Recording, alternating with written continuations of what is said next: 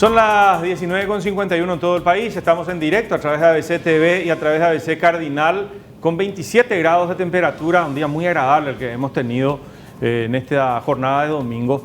Hay un comunicado y podría haber alguna novedad vinculada al caso del intendente de Pedro Juan Caballero, de José Carlos Acevedo Roberto, porque este es el comunicado oficial que emite el Centro de Coordinación Interinstitucional aclarando que no tramitó ningún pedido de autorización para que ingrese José Carlos Acevedo, intendente de Pedro Juan Caballero, que hoy cruzó la frontera con dirección al lado brasileño.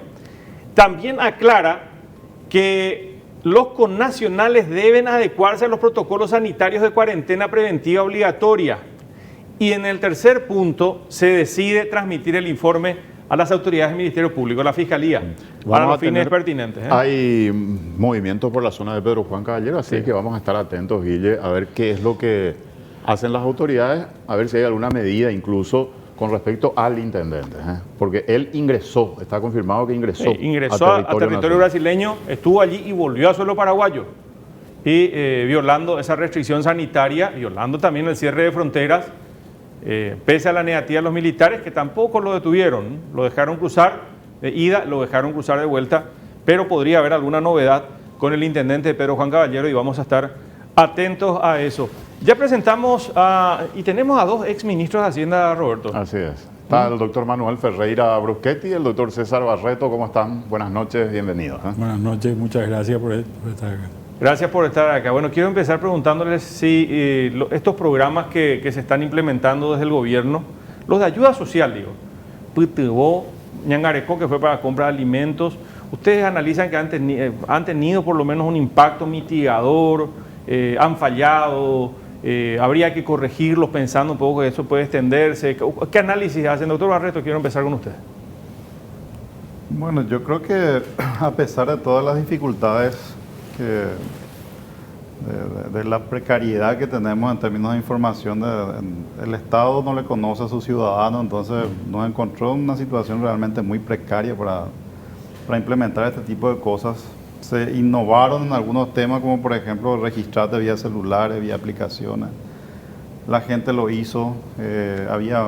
Yo desde un principio dije, acá hay que estar preparado para encontrar por lo menos 10 a 15% que nos vamos a equivocar seguramente, porque es difícil de poder precisar exactamente si una persona que se inscribió es beneficiario o no según lo que está previsto en la ley, ¿verdad? Pero es preferible cometer ese error pero llegar rápido. Yo creo que finalmente la tecnología disponible hoy en Paraguay nos permitió poder llegar a una gran cantidad de gente que en otras circunstancias iba a ser imposible. O sea, esto no se iba a poder manejar a través de bancos, pagando en ventanillas, era imposible hacerlo. Creo que llegó, es difícil de saber exactamente si llegó específicamente a lo que tenía que llegar, pero creo que ha ayudado a mucha gente. Yo tengo reportes uno siempre le conoce a cierta gente en distintos lugares del país, ¿no es cierto? Yo tengo reportes de que efectivamente llegó. Manuel. Creo que hubo errores, pero es normal que haya esos errores. Acá el Estado había atendido a un grupo de gente históricamente, a través de programas como Tecoporá, programas como adultos mayores, pero el problema es que ahora el grupo de gente al cual se tenía que atender no era ese grupo necesariamente, porque había un montón de gente que entró dentro de las condiciones que la ley imponía a partir de la pandemia. Voy a poner un ejemplo, un trabajador del Mercado 4, una señora que vendía seguramente chipa en el mercado, algo por el estilo, no estaba dentro de los niveles de pobreza, no era sujeto de programas como Tecoporá o adultos mayores, pero ahora se quedó sin trabajo porque se cerró su lugar de trabajo, ¿verdad? A esa persona había que llegar, y yo creo que fue una excelente decisión llegar tecnológicamente, porque se evitaron algunas cosas. En otras oportunidades anteriores, yo no sé si ustedes se acuerdan, se repartía plata a través, inclusive acá estuvo a punto de ocurrir eso, se iba a repartir plata a través de los intendentes. Alimentos. Entonces, Eso en las intendencias liberales va a llegar a los liberales, en las intendencias coloradas llega a los colorados, y creo que ahora con la tecnología se evitó este tipo de cosas, y creo que ese es un tema muy importante. Obviamente hay errores, y como dice César, y yo coincido con eso, creo que es mejor errar porque se hizo algo que errar porque no se hizo nada, ¿verdad? Porque el impacto iba a ser extremadamente grande si es que no se repartía ese dinero a esta población a la cual se fue llegando. Creo que ahora hay que sostener estas bases de datos en el tiempo porque nos pueden servir para un montón de cosas en el futuro. Ahora, doctor, con respecto a la situación actual y cómo vamos a ir dando pasos en las próximas semanas y en los próximos meses, se está anunciando la posibilidad de un plan de reactivación, le dicen ellos, que va fundamentalmente por el lado de dotar de mayor dinero para inversiones dentro del Estado y por otra parte tratar de seguir, entiendo, con este tipo de ayudas. Pero, ¿cómo crees vos, doctor Manuel Ferreira, que tiene que seguir ahora la medida del gobierno? ¿Hay que acelerar la integración de otros sectores económicos? ¿Vamos a necesitar de más dinero solamente para soportar este periodo en que no pueden trabajar todos? ¿O hay que ya inyectar una fuerte cantidad de dinero como para tratar de dinamizar la economía? ¿Cómo lo ves? Yo creo que acá hay dos elementos que son importantes. Uno es el elemento expectativa y el otro es el elemento dinero directo, ¿verdad? Creo que saber que tenés un apoyo del Estado es importante y es importante para todos, ¿verdad? Saber que el Estado va a estar en donde sea, ¿verdad?, proponiendo cosas, creo que es una cuestión extremadamente importante. Si vos te fijas lo que están haciendo muchos países en el mundo, es decir, tenemos un paquete de medidas y los números que escuchás son 10%, 12% del Producto Interno Bruto. No quiere decir que ese dinero se esté gastando todo en un solo día o en un solo momento de tiempo, sino es un programa que se diseñó para 3, 4 años de repente, ¿verdad? Pero creo que el saber de que hay algo hecho creo que es muy importante. Por eso tenemos que esperar qué es lo que va a pasar con el plan que tiene el Ministerio de Hacienda, porque creo que ahí se va a plantear ese proceso. Yo creo que en términos que acá cuanto más gente trabaje es mejor, ¿verdad? Una cosa que le escuché decir también a los doctores que estaban anteriormente acá mismo en el programa es que la gente fue aprendiendo. La gente se lava las manos, usa tapaboca, mantiene distancia social, y creo que esto es algo que fuimos aprendiendo y lo ves por la calle, lo ves también en la televisión, etcétera, etcétera. Creo que esto se tiene que traducir en protocolos para que los diferentes sectores vayan abriendo, y en este sentido creo que el gobierno se tiene que acercar lo más posible a la gente del sector, ¿verdad? Por dar un ejemplo, los shoppings.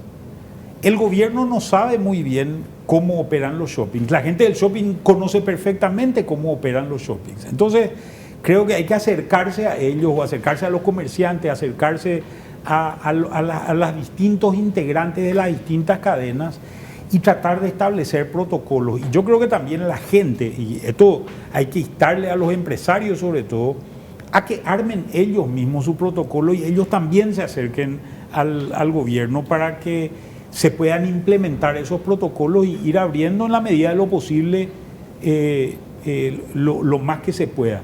Pero tenemos que ser conscientes de que vamos a tener idas y vueltas en esto, ¿verdad?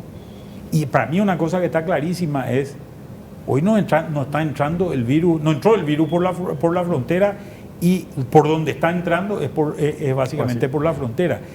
Y eso significa que la frontera tiene que mantenerse cerrada lo más posible.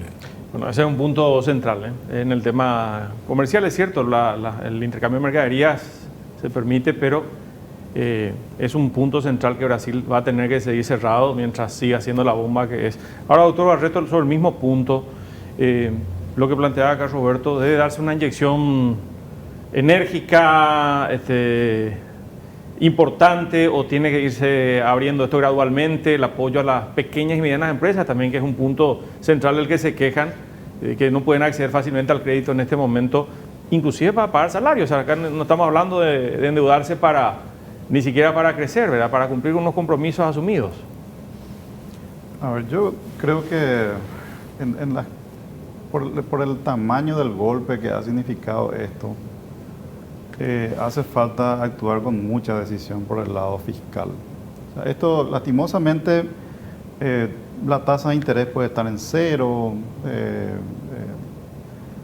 Todo podemos hacer por el lado monetario, disponibilizar crédito para todo el mundo, pero claro, el problema es, hay un problema de expectativas, como dijo Manuel, pero hay un problema real. O sea, la gente no vende, la gente no tiene ingresos, o sea, el golpe es muy fuerte. Entonces, el tema es, si fuera un problema de expectativas nomás, uno puede hacer un montón de cosas dando señales, qué sé yo, de para dónde va el mundo, y por ahí nos animamos de vuelta a invertir. Si fuera un problema de expectativas, lo que pasa es que este es un problema real. Entonces, cuando vos tenés un problema real, hay que hacer medidas efectivas, no tan efectistas, ¿no? Y por eso que yo insisto mucho acá, en tiempos normales probablemente uno no haría estas cosas, pero este no es un tiempo normal. Acá necesitamos que el Estado movilice esto, porque de otra manera, y los tiempos son importantes acá también, ¿verdad? Podemos ir cayendo en una... La actividad está bajísima, las recaudaciones demostraron de que estamos más o menos un poco menos del 50% de lo que es normalmente. ¿Y qué significa movilizar inversión en obras públicas importantes? Claro, o sea, no sé, o sea, no quiero entrar tanto en detalle, pero mecanismo a través del cual se inyecta dinero y que llegue el dinero al bolsillo de la gente, ¿verdad? O sea, eso puedes hacerlo con obras públicas, es un mecanismo, otro de subsidios, otro mecanismo. Yo prefiero obras públicas porque prefiero que ponerle a la gente a hacer trabajos para construir infraestructura que hacen falta luego. Si vamos a entregar subsidios nomás, ¿verdad? El subsidio es algo que no tiene ningún tipo de productividad ni de impacto ni contraprestación. Yo creo que los subsidios hay que extender un poco más porque tenés que complementar ambas cosas. Si no hay la actividad, no hay movimiento, la gente va a querer trabajar, pero no va a poder trabajar, o sea, va a buscar trabajo y no hay. O el comerciante que va a querer vender y no va a poder vender porque no hay quien compre. Entonces, hay un problema real que solamente creo yo que con inversión pública se puede inyectando fuerte y con mucha decisión. Acá no hay que tener muchas dudas, digamos, ¿verdad? Uno duda mucho y se imagina cosas, pero acá no es imaginación, son cosas reales lo que tenemos que poner. Cuando vos pones esas cosas reales, yo te aseguro que a las pymes le va a empezar a mejorar rápidamente la situación. ¿Cuánto más podemos endeudarnos? Digo, podemos de forma razonable, porque acá hablamos de 1.600 en esta primera etapa, pero esta inyección de 2.000 probablemente contemple un porcentaje también de nuevos préstamos. Según mis estimaciones, yo trabajo mucho con números y Manuel también tiene modelos para proyectar estas cosas. Desde mi punto, este año nosotros vamos a terminar con un déficit fiscal del 7,5% del PIB. Eso casi, el Ministerio de Hacienda es un poco más optimista. Yo le digo, ustedes no están entendiendo la realidad todavía. Acá vamos a terminar con un déficit fiscal del 7,5%. Porque ahora, si ustedes empiezan a dudar, el resultado va a ser peor. Porque la actividad, vamos a caer en una actividad baja, desempleo alto, expectativas bajísimas, pesimismo, y eso es algo que se reproduce continuamente y nunca salía. Nosotros ya tuvimos ese periodo, 1998 a 2003. O sea que todo era negativo, parece, nadie quiere invertir ni hacer nada. Atajarse. Tenemos que romper eso. Esa es función, yo creo, de la política fiscal en este momento, ¿verdad? ¿Coincidís, Manuel, con esa visión de qué es lo que hay que hacer en el corto plazo? No, categórico. Esto es el tema de expectativa al que yo me refería, ¿verdad? O sea, vos tenés que romper esa inercia negativa o pesimista que tenés, que te genera esta espiral hacia abajo. Entonces, yo digo, no voy a vender luego nada, y como no voy a vender luego nada, entonces no voy a invertir luego nada, y como no invierto nada, no genero impacto en las familias, y las familias no compran y termino no vendiendo nada, ¿verdad? Entonces, esta espiral es la que tenés que romper, y esta la rompes por un lado diciendo, yo tengo este paquete de medidas que es el que hace reaccionar a la psicología colectiva de la gente, por un lado, y después tenés una segunda parte que es disponibilizar esos recursos, ¿verdad? Y ojo, tenemos que tener en cuenta también, en esto hay que ser también muy efectivo y tienen que funcionar ciertos mecanismos del Estado, ¿verdad? Porque si bien vos necesitas infraestructura, hay cierto tipo de infraestructura que es más intensiva en mano de obra que otro tal vez, ¿verdad? Por ejemplo, no es lo mismo hacer una ruta que esa ruta tiene como componente posiblemente 60% es asfalto que es importado, que hacer vivienda, por ejemplo, ¿verdad? Porque la vivienda tiene 70% de mano de obra local directa e indirectamente a través del ladrillo, la madera, etcétera, etcétera, ¿verdad? Manuel, lo que a veces se cuestiona un poco también es cuál es la capacidad de gestión del Estado. O sea, digamos, vos necesitas eso que estás diciendo, pero el Estado tiene capacidad de gestión, porque vemos normalmente y vimos con la ayuda social que empezó muy lento y la respuesta tenía que ser muy rápida. Entonces, ¿hasta qué punto el Estado está capacitado como para hacer eso en el corto plazo de tal manera a generar esto que estaba mencionando el doctor Barreto? Y yo creo que la gestión del Estado, la capacidad de gestión del Estado es un problema que lo venimos arrastrando desde hace muchísimos años, ¿verdad?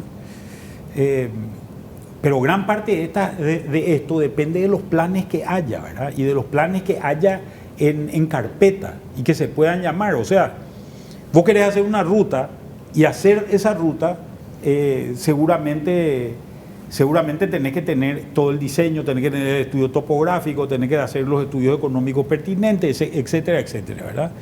Entonces, te toma tu tiempo hacer ese tipo de cosas. Yo creo que hay que flexibilizar algunas cosas para darle mayor gestión y darle mucho más participación tal vez a los privados en esto. Por ejemplo, si yo quiero hacer 10 rutas, una cosa es que lo haga con los equipos de proyecto del Ministerio de Obras Públicas y otra cosa es que la haga, que diga, voy a llamar a concurso para las 10 rutas y voy a tener 10 estudios distintos, ¿verdad?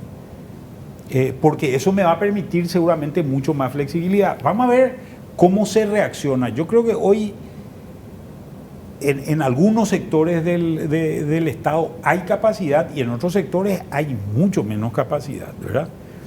Que van a tener que empezar a surgir, y así como el sector privado está reinventándose en muchas cosas, el sector público también va a tener que hacer lo propio, ¿verdad? ¿Hasta cuánto podemos endeudarnos? Te reitero un poco la pregunta, Manuel, que le hacíamos al doctor César Barreto. O sea, ¿hasta qué punto podemos endeudar al país? Yo te digo más o menos el número que yo tengo en la cabeza. Estado Central hoy está pagando más o menos en el orden de los 580 millones de dólares de intereses por año. Número más, número menos. Yo calculo que podemos llegar tal vez a 200 millones, 250 millones de dólares más de pago de intereses. ¿Y por qué me interesa solamente la parte de pago de intereses? Porque en realidad los capitales se pueden ir haciendo revolving a lo largo del tiempo, o bicicleteando, como se quiera llamar, ¿verdad? Pero esos intereses los tenés que pagar genuinamente. Con esta estructura del Estado, creo que podemos aguantar unos 200 millones de dólares más. Si hacemos el cálculo que 200 millones de dólares es más o menos el 5%, porque colocamos al 5%, estamos hablando de 4.000 millones.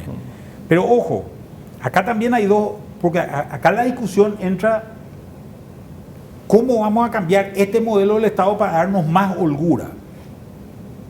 Una alternativa es subir impuestos, y posiblemente esto se va a tener que discutir en algún momento dado, pero vamos a discutir impuestos, vamos a discutir, por ejemplo, levantar al 20% el impuesto a la renta en una situación de malaria total en las empresas, ¿verdad? Por esta situación de que las empresas están todas golpeadas. Posiblemente sea mucho más inteligente pensar en recortar. Creo que este es el momento de sentarse seriamente a pensar en cómo hacer para recortar gasto ineficiente y generar niveles de productividad mayores en el Estado. Interesante. Estoy pensando en los sectores que por su naturaleza no van a poder salir rápidamente. Estoy pensando en el turismo, en los eventos. Para esos sectores, ¿qué? Famoso ahora te dicen, hay que reconvertirse, como si se tratara de algo tan fácil. Para alguien que está agonizando le decía, sí, cambiar el chip y hacer otra cosa. Pero ¿qué es lo que se puede hacer con esos sectores que por su propia naturaleza laboral no van a poder recuperarse en un corto plazo? Buena pregunta, no es tan fácil la respuesta porque ahí hay que entrar a discutir hasta dónde el Estado tiene que entrar a apoyar a empresas muy puntuales o sectores muy puntuales. Yo te diría, depende del tiempo. O sea, si nos va a costar un sector ayuda por $1.000 millones, yo te diría, es mucho, $1.000 millones para un sector. Entonces, depende mucho, ¿verdad? Que cierren las cortinas y hagan otra mejor cosa. que cierren las cortinas, seguramente algunas empresas no van a poder subsistir, otros sí, si no están endeudadas, qué sé yo, seguramente van a poder subsistir. Y depende mucho, o sea, es muy difícil de tener una visión muy general acá. Por ejemplo, veo que en los países desarrollados, sectores muy críticos, como por ejemplo el de aviación, los gobiernos entran a apoyar, entran con capital, incluso para poner capital en las empresas, porque no pueden quedarse sin un transporte aéreo, o empresas muy grandes si quiebran van a quedarse sin interconexión internacional. Entonces, depende mucho, Guillermo. Yo no quisiera emitir así una visión tan general al respecto. Diría caso por caso, dependiendo de la criticidad y de cuánta plata estamos hablando. Y exenciones fiscales, seguro, eso sí, seguro. Para respaldar, o sea, eso con lo básico, digamos, yo estoy seguro que sí, pero acá le vamos a sostener unos 5.000 trabajadores que estaban trabajando ahí, le vamos a pagar el salario o no le vamos a pagar el salario. Estoy hablando de cosas más fuertes, ¿verdad? Sí. Que implican costos mucho más altos también, y depende del tiempo en el cual se requiera, ¿verdad? El doctor Hernán Rodríguez hablaba hace un ratito que las fronteras van a seguir todavía cerradas, y él hablaba de meses incluso. Quería consultarte, Manuel, ¿qué hay que hacer con Ciudad del Este, Pedro Juan? El comercio de frontera, que no solamente es una cuestión de mover mercadería, sino depende mucho del ingreso de los compradores brasileños a territorio paraguayo. Eso no va a ocurrir. ¿Qué se plantea con el comercio de frontera? O sea que justamente antes de entrar estábamos hablando de eso con César ahí en la sala de espera. El certificado es de función de este comercio de reexportación, ¿verdad? Que muchos años vinimos diciendo, justamente eso es lo que comentamos, muchos años vinimos diciendo, esto se va a acabar en algún momento dado, pero con estos números que estamos viendo, yo creo que no hay forma que el gobierno vaya a abrir la frontera. Este caso del intendente Pedro Juan creo que es muy, muy llamativo en ese sentido, ¿verdad? A mí me parece que todos los planes que habían hacia lo que es la frontera con el Brasil son planes que hoy se tienen que desempolvar y empezar a pensar seriamente en esa zona. Ciudad del Este, pongo un ejemplo muy concreto. Ciudad del Este tiene una zona comercial que, si bien es muy dinámica en general, tiene algunas peculiaridades, ¿verdad? Emplea a un grupo bastante grande de gente que vive del otro lado de la frontera también, ¿verdad? No son solamente paraguayos los que están ahí. Creo que tenemos que pensar seriamente en qué hacer en términos de reconversión, pensando en las ventajas competitivas y comparativas que tiene la gente, ¿verdad? Hay mucho know-how comercial en esa zona, ¿verdad? Creo que hay que pensar en reconvertir el know-how comercial, y no a un negocio de pacotilla posiblemente, sino a un negocio tal vez de mayor escala, porque ese negocio de pacotilla no va a funcionar, ¿verdad? Ese ingreso y salida de personas que cruzan el puente. Creo que hay que pensar seriamente también en que Paraguay tiene ventajas competitivas interesantes. Paraguay tiene impuestos más bajos, sistemas más fáciles de tributar, un sistema de seguridad social mejor. Y hay que sentarse a trabajar con esta gente y buscar alternativas. Pues y profundizando un poco lo que decía César, creo que tenemos que ser conscientes de que acá no se va a salvar todo el mundo. O sea, esto es casi el arca de Noé en algunas cosas, ¿verdad? Hay mucha gente que se va a quedar en el diluvio. Y esto yo creo que cada uno tiene que ser muy consciente de esta situación.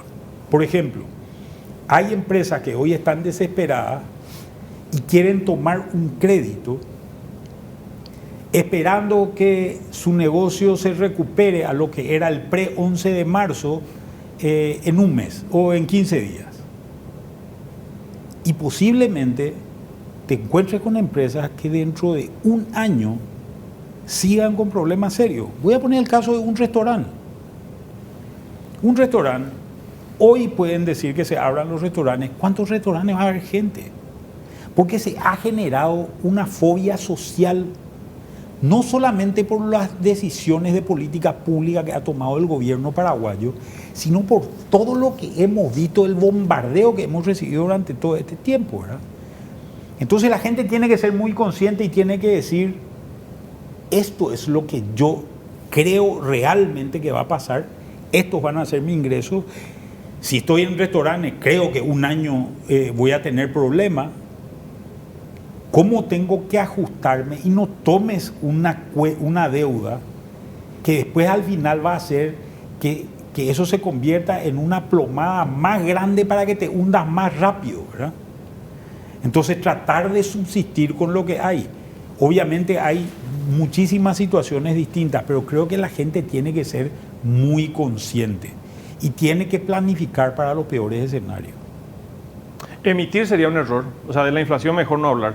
Inflación controlada siempre, no apelar a la emisión monetaria. Yo creo que sería un error. Emitir tiene que ser el gobierno que no tiene otras opciones, digamos, ¿no? Para mí es el último recurso. Obviamente Argentina, perdón que mencione Argentina, ¿no? Pero país a quien aprecio mucho, pero está con dificultades. Ellos, por ejemplo, no se pueden plantear otro escenario. Necesitan enfrentar esto, tienen que emitir, porque no pueden endeudarse, no hay otra opción. Pero nosotros, que me acuerdo con Roberto y contigo también, Guillermo, hablamos en muchos años, ¿verdad? De que tenemos que ser cuidadosos con la deuda, cuidadosos con la deuda, cuidadosos con la deuda, cuidadosos con la deuda. ¿Por qué era eso? Porque podía ocurrir esto, que vos necesitas deuda. ¿Qué es lo que nos permite estar relativamente estables, digamos? Relativamente, igual nomás sufrimos, pero por lo menos tenemos más margen de maniobra para enfrentar una situación muy, muy difícil, ¿verdad? No me imaginé nunca que iba a ser algo como esto. Yo siempre pensaba una sequía muy fuerte, que la producción agrícola cae. Claro, un sector puntual, digamos. Este nadie esperaba. Este nadie esperaba. César, el sector financiero está haciendo su trabajo en el sentido de que está fluyendo créditos. Hablábamos en estos días con Manuel sobre las cifras, ¿verdad? La Asoban, por ejemplo, dio una cifra de 1.400 millones de dólares que ya de alguna manera se patearon plazos, se concedieron nuevos créditos. ¿Es suficiente eso o es muy poco todavía para lo que necesita el país?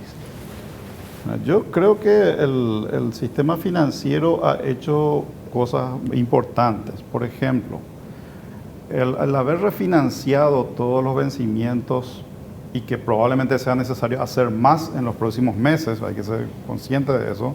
Se refinanciaron tres vencimientos o 3 cuotas, marzo, abril y mayo, sin intereses, creo que en todos los casos, ¿verdad? O con intereses muy bajos hacia el final de cada operación de préstamo. Ese es un esfuerzo muy grande. El impacto financiero de eso en los sistemas financieros es muy, muy fuerte, ¿verdad? Pero no había otra opción. O sea, igual nomás la gente no te iba a poder pagar. Si quería llamar a cobrar, ¿quién te va a poder pagar si nadie tiene plata? ¿Verdad? Una realidad. Puede ser que se tenga que hacer más esto probablemente en los próximos meses, porque esto no va a terminar todavía, esto falta todavía, ¿verdad? Entonces creo que el principal esfuerzo estuvo allí. A partir de ahí, en préstamos nuevos, ¿verdad? Esto que estaba diciendo Manuel es la realidad. Yo desde un principio le dije a los pequeños empresarios, muchos amigos que me llamaban a consultar, ¿verdad? No hagas algo que sea un plomo más pesado que después te hunda más cuando vos ya estaba por salir, ¿verdad? Entonces hay que entender cómo viene la mano y actuar adecuadamente para que puedas aguantar y poder, cuando la cosa empieza a moverse de vuelta, pueda crecer de vuelta, ¿verdad? Y las empresas efectivamente respondieron así. ¿Cómo está funcionando la realidad hoy?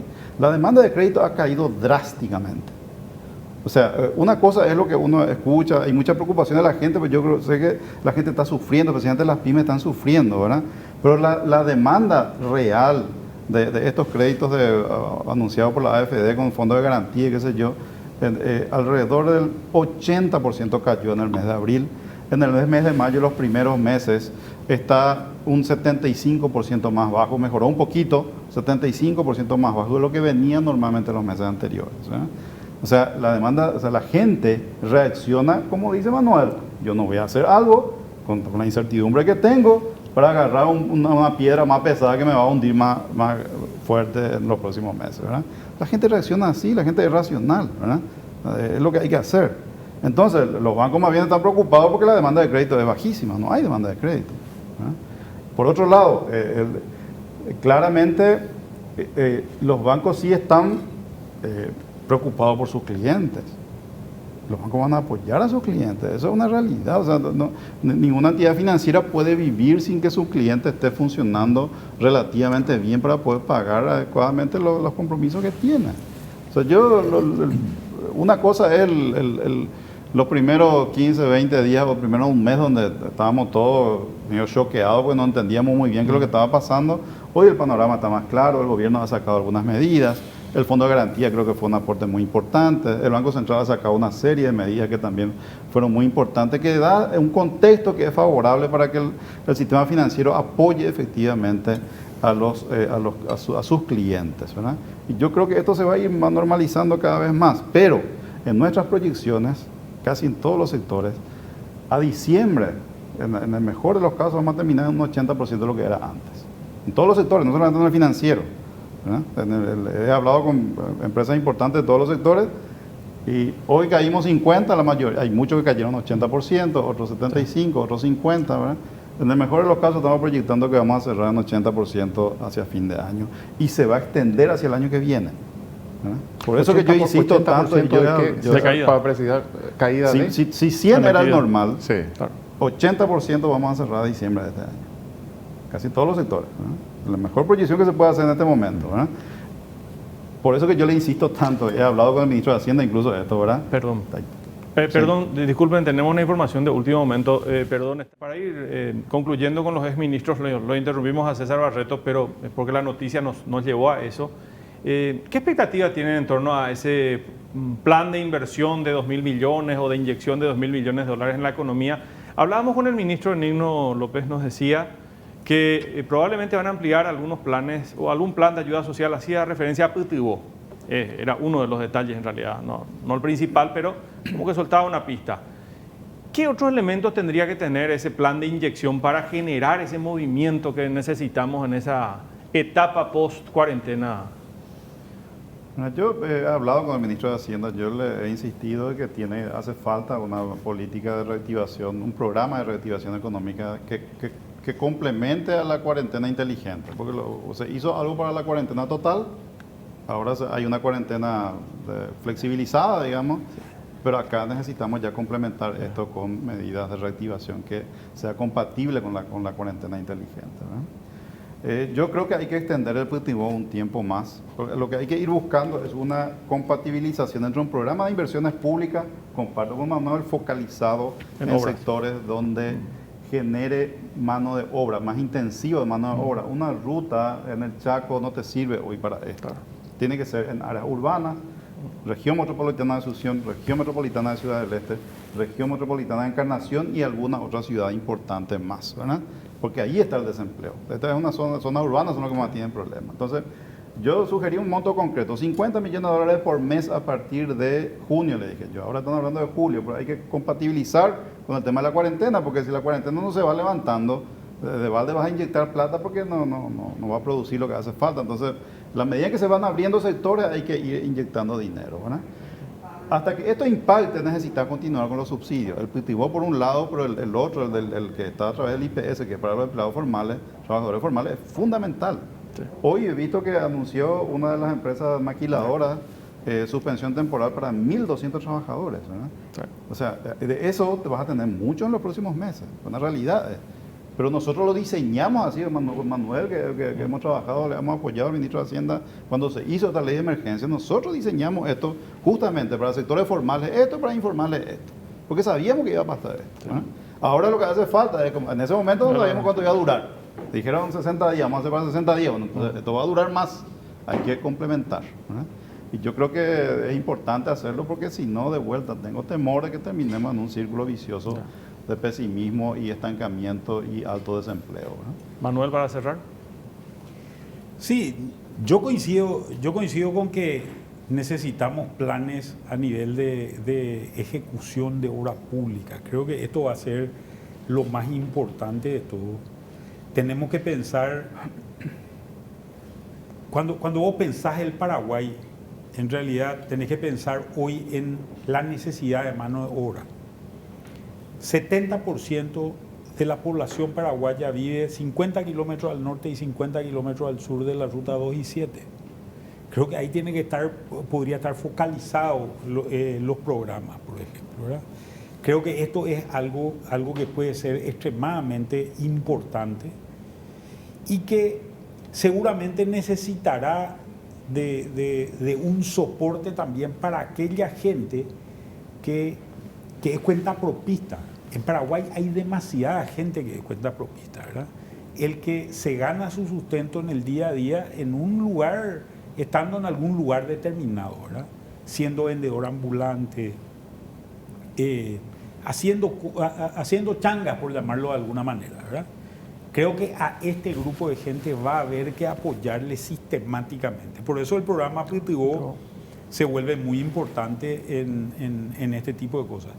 Incluso, a pesar de que parezca esto medio retrógrado, hoy es mejor hacer un empedrado que hacer un asfaltado. Por la distribución.